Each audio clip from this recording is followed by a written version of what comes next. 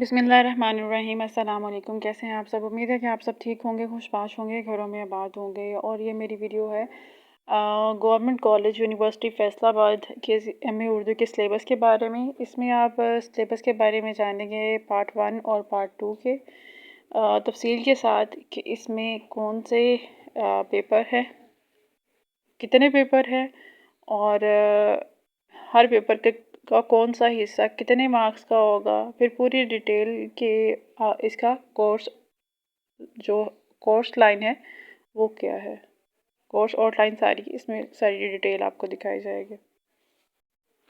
इस तरह आपको जब कोर्स के पेपर्स के सब चीज़ें पता हों कि कौन से हिस्से में से कितने मार्क्स का क्वेश्चन आ रहा है, तो इसकी तैयारी जो है वो आसान हो जाती है। आपको पता होता है कि कौन से हिस्से को आपने ज़्यादा अटेंशन देनी है और कौन से हिस्से जो है उसमें आपको चॉइस दी जा रही है, क्या चीज़ आप स्किप कर सकते हैं, क्या चीज़ आपको ज़रूरी करनी है। और जब आपको कोर्स की आउटलाइन पता होती है तो आप अगर बुक्स आपको नहीं मिलती हैं या आप नहीं बाय करना चाह रहे हैं तो आपको अपने टॉपिक्स पता होते हैं, उससे रिलेटेड सर्च करके आप तैयारी कर सकते हैं।